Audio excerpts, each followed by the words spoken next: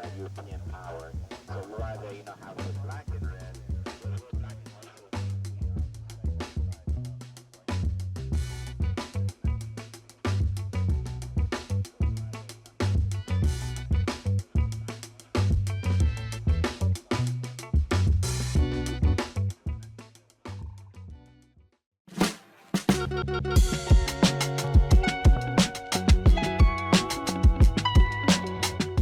Liberty City is not just a neighborhood. It's a vital thread in the fabric of Black Miami's history and strength. For generations, it provided a place to build, dream, and thrive when doors to opportunity were firmly shut elsewhere. Yet, Liberty City's story also stands as a stark reminder of the systemic racism that has plagued Black communities across America. The CFJ team walked through Liberty City, spoke to its residents to learn more about their stories and their history.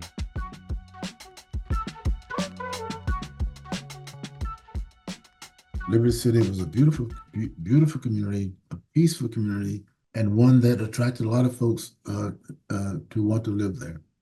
I would say that time would have been the 1950s and early 60s.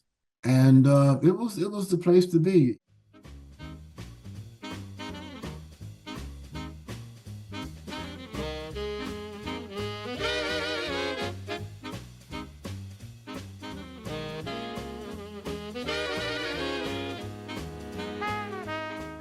Despite the challenges it faced, Liberty City emerged as a powerful symbol of Black resilience, a place where community flourished and movements gained momentum. But beneath the surface, the wounds of neglect and systemic oppression were deepening. Promises of progress turned into disinvestment, economic decline, and rising police violence.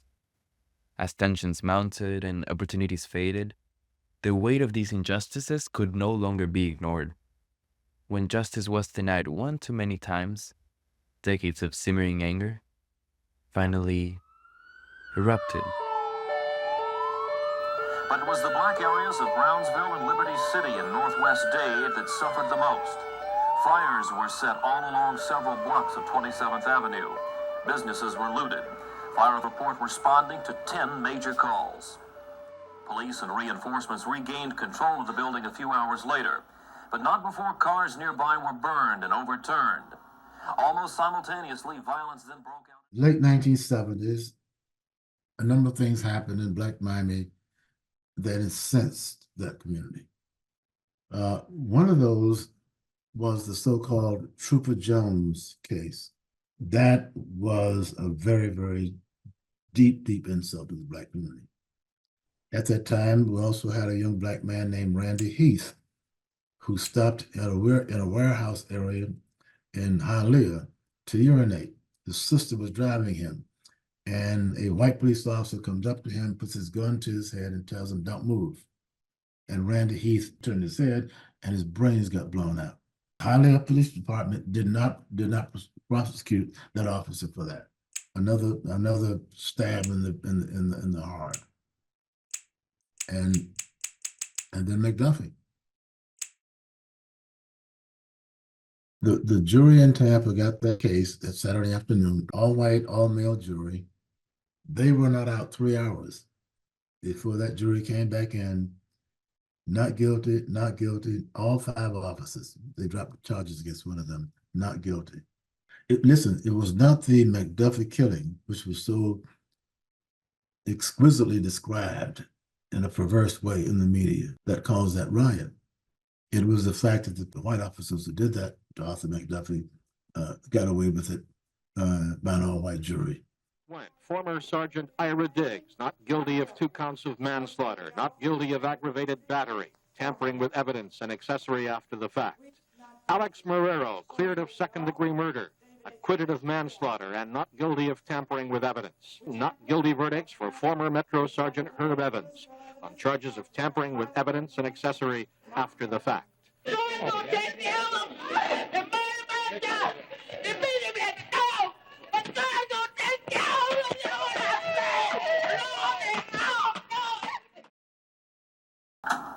As night fell, the crowd grew in numbers and intensity. A group of protesters occupied the first floor of the Metro Justice Building for several hours. Police and reinforcements regained control of the building a few hours later.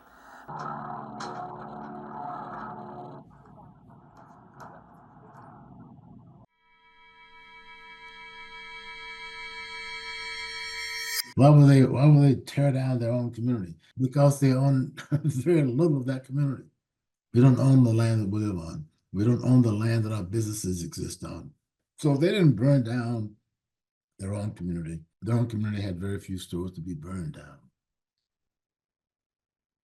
We found that the stores that were looted in Liberty City during that riot, the thing that most rioters took first was baby diapers. Black people in America have never rioted because of economic circumstances. If that were the case, Black America would be in continuous riot. It was not economics, it was injustice that led to the Miami riot of 1980 and that have led to almost every other race riot in American history. Black folks don't riot because we don't have enough playgrounds. It's because of injustice. But how did we get here? To truly understand the roots of Liberty City's unrest, we have to turn back the clock to the 1930s to explore the socio-political landscape and the intentions that shaped the very founding of this community. There is profit and opportunity in the changing face of Florida. When Lemon City was changed into a tourist community and the three Black communities there were removed, they moved west along what was at that time called Sawmill Road. It is now Northwest 62nd Street or Martin Luther King Boulevard. The Black folks, many of them in Lemon City, moved west along 62nd Street out into an area where there was a sawmill. And that was the emergence of Liberty City as a community. But as Colored Town or Overtown became absolutely overrun, there was a need to expand the population north into what is now Liberty City. That need for expansion wasn't driven by progress or compassion. It was about control. It was part of a larger, insidious plan to destabilize and erase Miami's Black population. The overcrowded conditions in Overtown gave the city a convenient excuse to push Black residents further from Miami Center. Public health was a stated concern, but the real motive was deeply rooted in racist ideologies.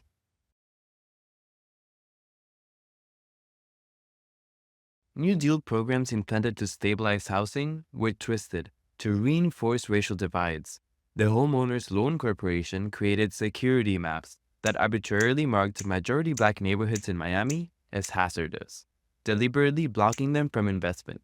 This practice of redlining not only stifled economic growth for Black residents, but entrenched racial and economic segregation, pushing communities like Liberty City further to the margins.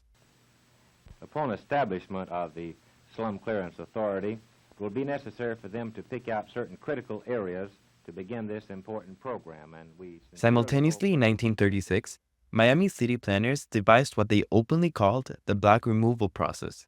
Led by the Dade Planning Board, the plan aimed to displace Black families from central neighborhoods like Overtown, clearing the way for white expansion and development. For the city's white elite, this wasn't just about clearing so-called slums. It was a calculated move to preserve racial segregation. Figures like John Gramling saw it as an opportunity to relegate Black residents to designated areas far from the city's thriving business districts.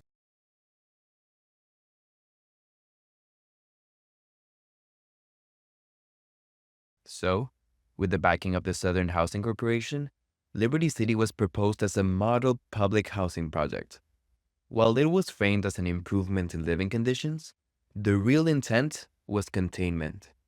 It was about keeping Black residents contained and out of sight. City leaders used public housing as a tool to enforce segregation, drawing invisible lines to keep Black families away from wealthier white neighborhoods. It was a deliberate move to control where people could live, preserving power and privilege for the white elite. Still, Liberty Square was the first public housing project in the South and what may have been the second public housing project in the country. And that really led to the expansion of Liberty City as an area that was very attractive to Blacks not just to the low-income blacks who qualify to live in public housing, but to upper-income blacks who were building their homes across the street from the public housing project just to be in that community. The creation of Liberty Square faced immediate backlash from white residents in the form of the Northwest League, who were outraged at the idea of a thriving black community nearby. In response, a segregation wall along Northwest 12th Avenue was constructed, creating a concrete boundary and a physical reminder of who the city prioritized and who they pushed aside. Miami's black removal process didn't stop in the 30s or 40s. It evolved into the 60s with urban renewal policies and the construction of I-95. Framed as progress, these efforts were, in reality, a calculated strategy to displace black residents and dismantle their communities. Neighborhoods like Overtown were targeted, uprooting thousands of families and forcing them into areas like Liberty City, deepening the cycle of displacement and marginalization. To go because there isn't ample housing in this area at the present time. Has the county told you of their plans? Not really, not recently, no. Quite a while ago they did. They told us about 3 years ago that they were going to tear all the businesses down, across the street and around here. Then we would be left here, right here for a few years. All right, but we are here. But we don't have anyone to patronize our business. Do you have any idea at all what you'll do if you do have to move, though, where you'll move to? No, we do not have any idea because we haven't been informed. We've heard over a period of time this was going to happen, but when? These devices of systemic racism methodically stripped black communities of opportunities and stability. As city investments and public resources flowed into wealthier white neighborhoods, Liberty City was left behind to grapple with deteriorating infrastructure and economic decline. You had in the 1960s an abandonment of Liberty City by upper-income black people, middle-income black people in particular. They left. They flooded out once they had opportunities to move into other residential areas. So Liberty City became a much, much poorer community and also a much more crowded community as white people who owned the land, most of the land, started building what we call these concrete monsters, these apartment buildings, excessive rents that became how people lived in Liberty City. And so it sort of declined because of the crowding, more and more folks moving into that area. Decades later, the cycle continues under a new guise. Redevelopment and gentrification mirror the same patterns of displacement and unfulfilled promises, forcing long-standing residents out of the communities they've called home, all in the name of progress.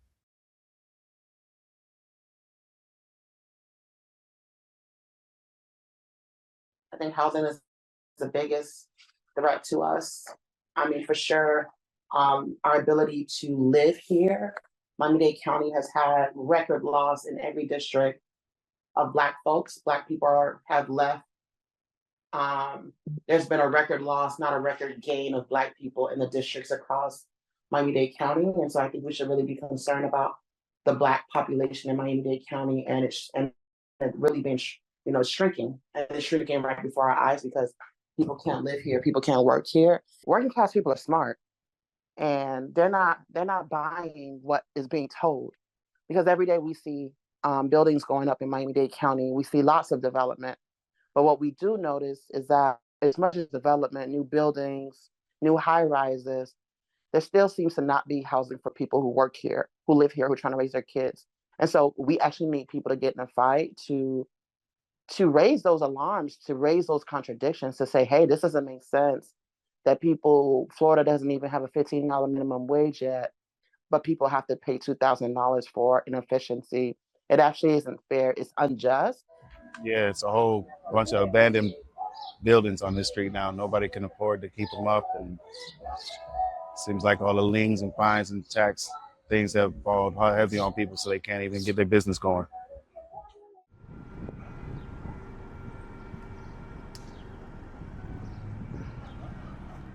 The James E. Scott homes were once an integral part of Liberty City's fabric. But in 1999, the Miami-Dade County Housing Agency, through the newly launched Hope 6 program aimed at redeveloping distressed public housing, set their eyes on the Scott homes. This resulted in the demolition of 850 public housing units, displacing over 1,100 residents. Finally, in 2012, almost 2 decades later, North Park at Scott Carver opened, with 350 mixed-income rental units. However, most of the original residents were displaced, despite promises that they could one day have the right to return. It was an enormous betrayal to let people think that they could return to that very, very expensive property once they improved it. It's all interconnected. They allow all of this to happen, and then they come in and be like, we're going to clean up the city. And then they rip everything down and promise that they'll put black people back in. That what happened in my project in James E. Scott's. Oh, the Scott, yeah. They promised to knock it down. They promised to build it back, but they took so long to build it back. It was to the point when they built it back, all the people that supposed to went back was dead. It makes sense. And who lives in those places now? I mean, not the same people, because it's been so long. The same people didn't moved on with their life. Once hailed as a model of public housing, Liberty Square became the focus of the city's redevelopment efforts by the early 2000s. Officials framed the changes as modernization, promising to uplift the area and ensure residents could return. But for many longtime residents, these promises felt more like a pretext for exclusion. It's an understandable apprehension, as the new development raises lingering questions. Who is this really for? Who gets to stay? And who's being pushed out?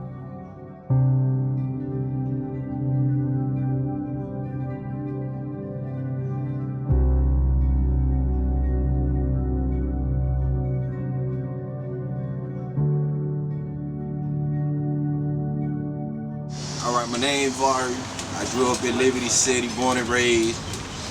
But like even Liberty Square, like they promised that they were gonna. Yeah. They ain't make over that better yet either. No. We got too many abandoned buildings. Yeah, too many abandoned buildings. Yeah.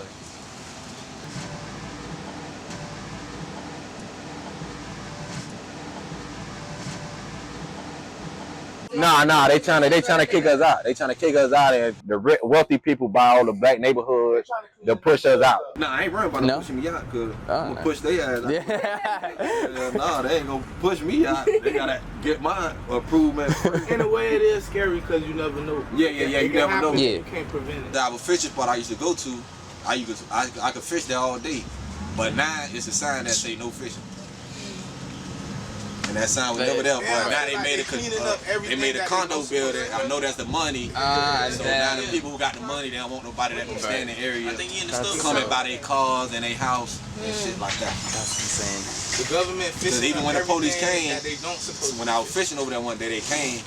They're like, oh no, we just want to run your name to make sure you good and stuff like that. You're a good person in the area. What? Yeah, you ain't got no. Yeah, they just wanted to. They ran my name to make sure I don't break your houses and stuff like that. That's exactly what he told me. I just want to run your name and make sure you're good.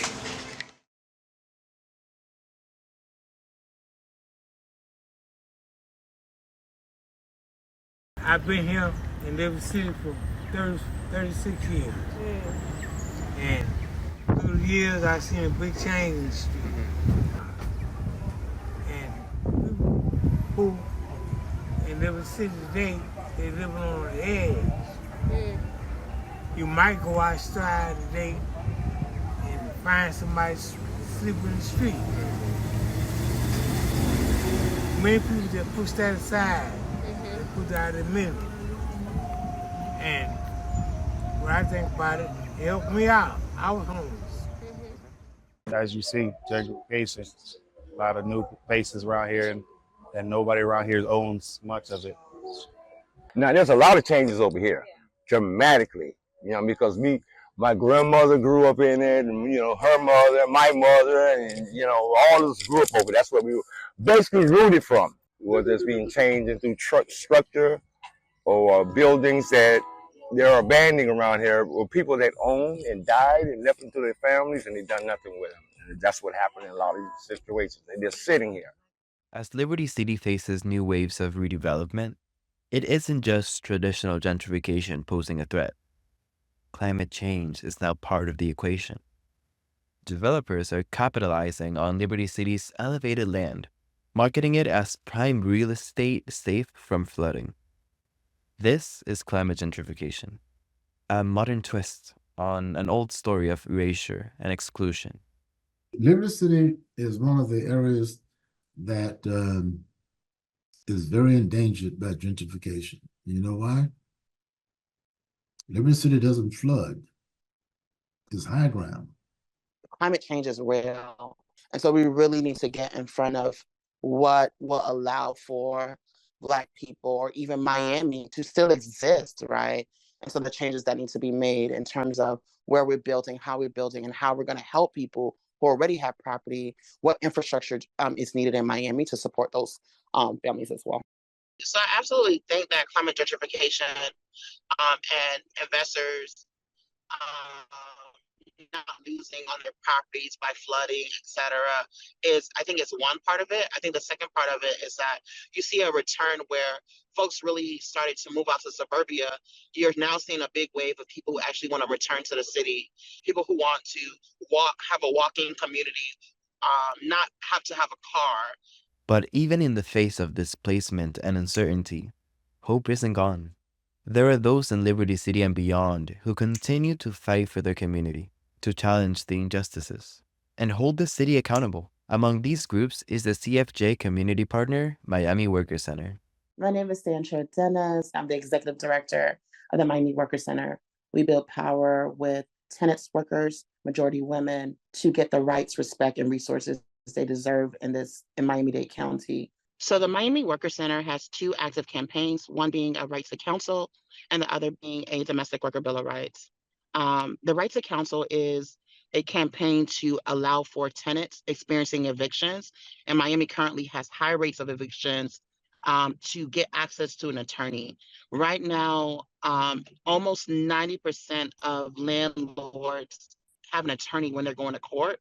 And I think about 3% of tenants have landlords. So there's a power imbalance when it comes to representation in the courts. We also know that there's a lot of illegal evictions, meaning evictions that people don't actually get notice, evictions where people just leave and don't realize that they can fight back.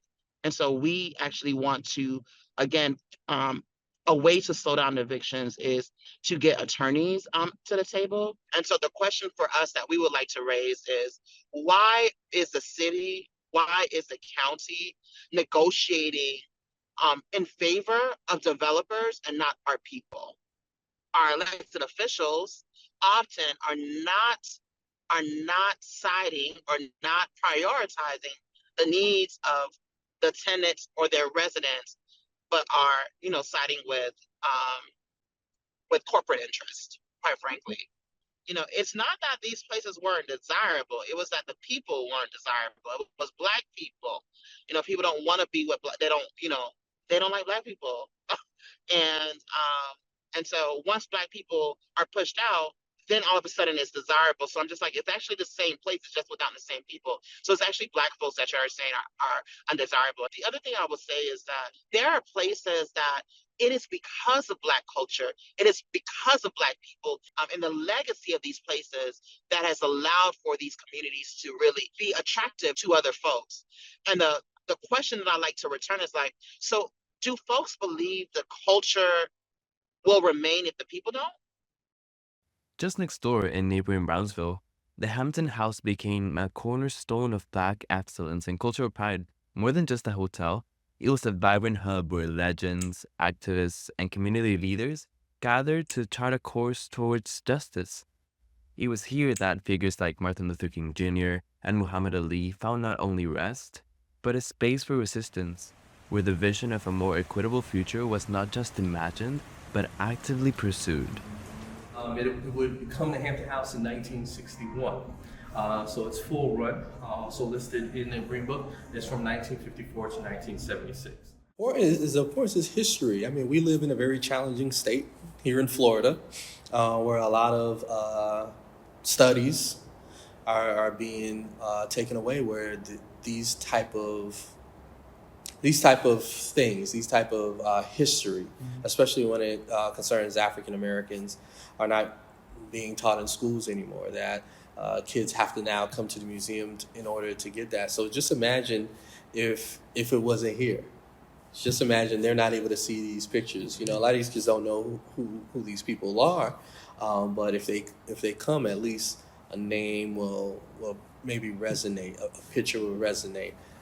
Maybe they may, you know, kids are on YouTube all the time, so maybe they might want to look up one of these artists and may be influenced by jazz music or wanting to learn how to play those type of things. If they don't see it, they can't relate.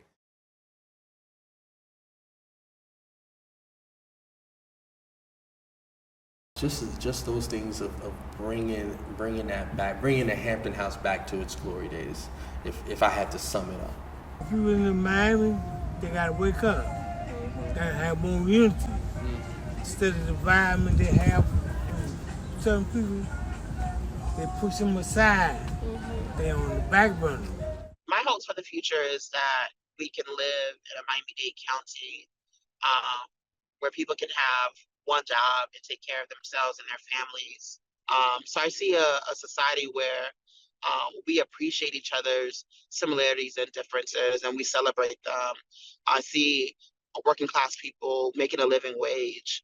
I see a place where we actually don't believe and don't agree that people should be houseless, that the amount of development that's happening should allow for people to have a place to live, right? And so this is the Miami that we're fighting for. I mean, what can I hope for? My days is numbered. But only thing that I can say is I live to see a difference. I live to see the transition going. I live to see that. I can tell my grandchildren that, you know, I saw that. I can educate their mind as to what was happening. So if you could say something to the government or even the city of Miami, like what would you say to them? Don't forget about us. Yeah, don't forget about us. Do everything equally. Right. Don't forget about us.